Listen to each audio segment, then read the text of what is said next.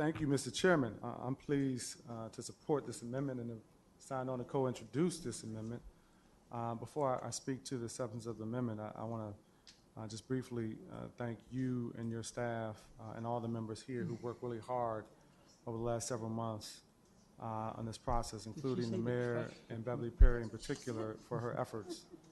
I also want to thank you and your staff for including my recommendations that I offered in today's resolution.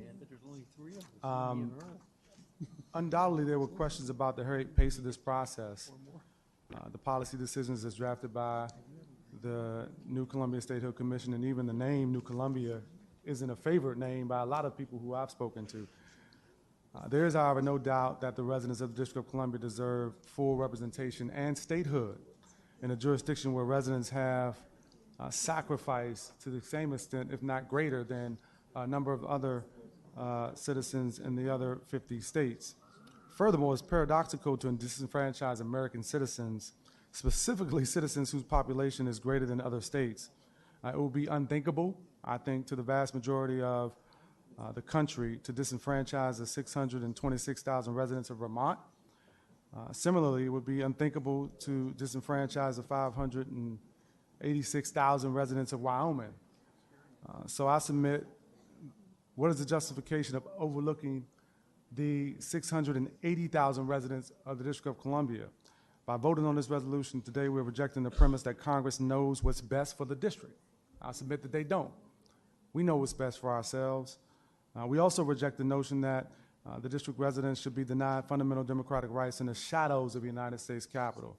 As a lifelong resident of DC, I'm proud to participate in today's vote, and I'm going to support this amendment and encourage my colleagues to support this amendment because I think that as my colleagues who also co-introduced it, Grasso, Nadeau, Silverman, White, Allen, and myself, I think it would be wrong to substitute our judgment as 13 members for the judgment of those who will be elected delegates to the Constitutional Convention, and that the very democratic process that we are advocating we be included in should not be denied the 680,000 residents who would elect delegates to represent them at the Constitutional Convention.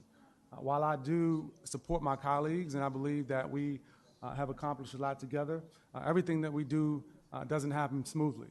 There are ruffles in the work that happens on this body. Nonetheless, we get things done, and I also have faith and confidence that through the process that has been outlined here with the amendment, that people should have faith and confidence that we will also get it done on behalf of the District of Columbia residents. And so I would encourage my colleagues to support this amendment that we have before us today. Thank you, Mr. Chairman.